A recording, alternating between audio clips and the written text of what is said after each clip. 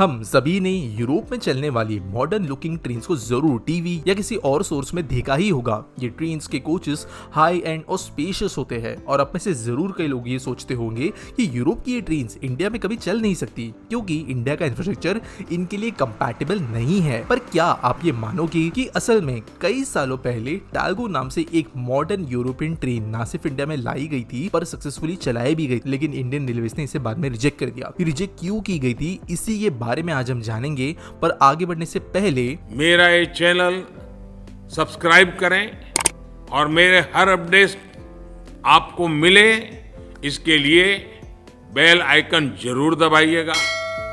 आप सभी को मेरी ढेर सारी शुभकामनाएं।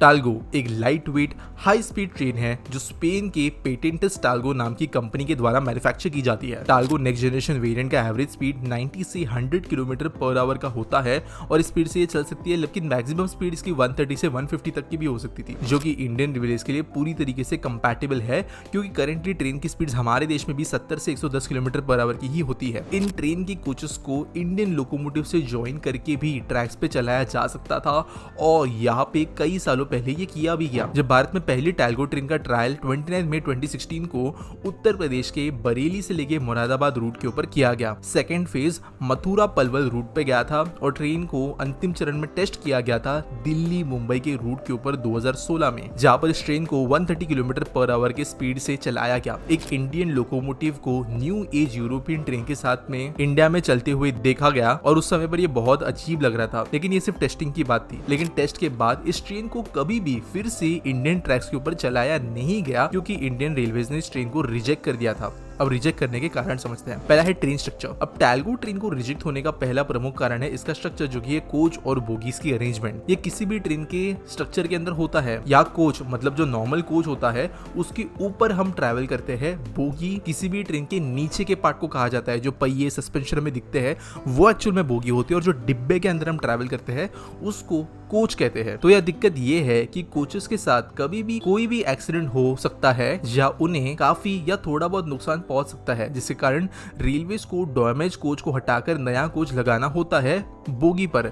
लेकिन टालगो ट्रेन में ऐसा कुछ सिस्टम था ही नहीं। ऊपर से बोगी का सिस्टम पूरा डिफरेंट था। ये हमारे देश में यूज किए जाने वाले कोचेस के साथ में कंपैटिबल नहीं थी, इसके लिए इसको यहाँ पे न्यू कोचेस के साथ में ही अटैच करना पड़ता और ये काफी टाइम कंज्यूमिंग प्रोसेस बनता और ये मेन रीजन था जिसकी वजह से इस ट्रेन को रिजेक्ट किया गया। अब इसको मैं थोड़ा और अच्छे से एक्सप्लेन करने की कोशिश करता हूँ। जनरली जो बोगी हम देखते हैं और जो ट्रेन का ऊपर का कोच देखते हैं, इसको एक्चुअल में किसी भी फास्टनर से जोड़ा नहीं जाता, वो बस उसके ऊपर रखा हुआ होता है और वो बस एक दूसरे के अंदर सेट बैठा होता है। टालगो के अंदर जो बोगीज होती है ये दो कोचेस के बीच में होती है रादर देन पूरे के पूरे कोच के नीचे, जिसके वजह से अगर यहाँ पे दो कोचेस को अलग करना है, इंडियन रेलवे किसी नॉर्मल कोच को जोड़ना है, तो दोनों की बोगीज और कोच वाले जो सिस्टम्स है वो पूरी तरीके से इनकम्पैटिबल बन जाएंगे और ये टालगो ट्रेन को बिल्कुल भी यूजेबल नहीं बनाते थे क्योंकि भारतीय रेलवे के अंदर कोचेस जो है हम बार बार यहाँ वहाँ चेंज करते रहते हैं और वो बहुत जल्दी होने चाहिए। हाइट एंड विड्थ दूसरा रीजन था। टालगो ट्रेन स्पेन के स्टेशन के हिसाब से डिजाइन की गई थी, इंडियन रेलवे के स्ट्रक्चर के हिसाब से नहीं। जब आप टालगो ट्रेन की हाइट को देखें तो ये नॉर्मल इंडिया में चलने वाली ट्रेन से बहुत छोटी थी। यहाँ जो डोर का स्टेयर होता है, सीढ़ियां होती है,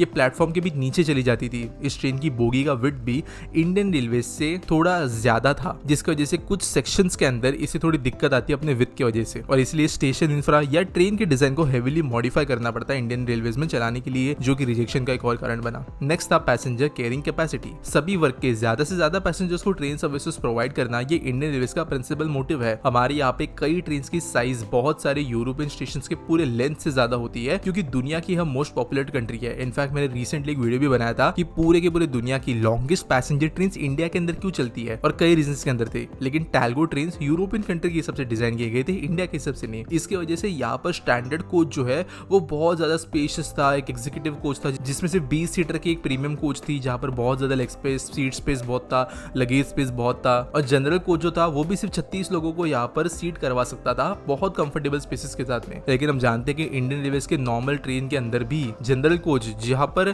बेस्ट सीटिंग कैपेसिटी के साथ में भी 100 लोगों से ज्यादा की कैपेसिटी होती है और हम जानते हैं कि एक्चुअल में उसके अंदर कितने लोग ट्रैवल करते हैं। तो यहाँ पर डिजाइन में मेजर चेंजेस करने के बावजूद भी इन ट्रेन की कैपेसिटी को ज्यादा बढ़ाया नहीं जा सकता था और यही एक और रिजेक्शन का रीजन बना। नेक्स्ट था हाई मेंटेनेंस कॉस्ट। टालगो ट्रेन एक बहुत न्यू ट्रेन थी इंडिया के लिए। इंडियन मार्केट में कोई भी इसको मेंटेन ऑपरेट करने की समझ नहीं रखता था।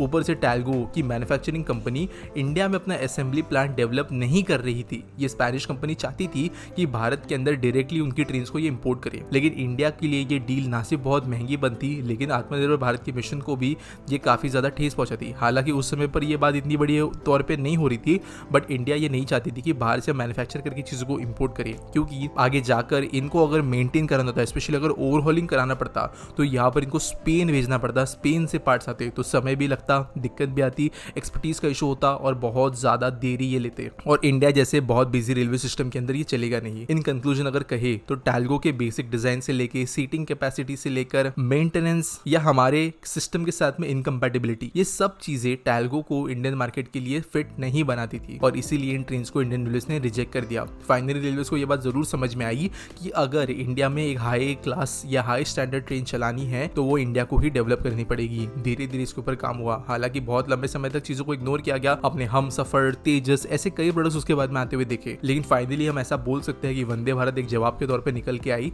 इन रिजेक्शंस के बाद में, और आज हम खुद इनको एक्सपोर्ट करने के बारे में भी सोच सकते हैं। हालांकि हमें अपनी नीड्स पूरी करनी है, लेकिन बाहरी कंट्रीज इनमें इंटरेस्ट जरूर दिखा रही है। उम्मीद करता हूं आपको ये वीडियो अच्छी लगी होगी। अगर पसंद आया होगा तो लाइक करना, सब्सक्राइब करना, नोटिफिकेशन ऑन करना।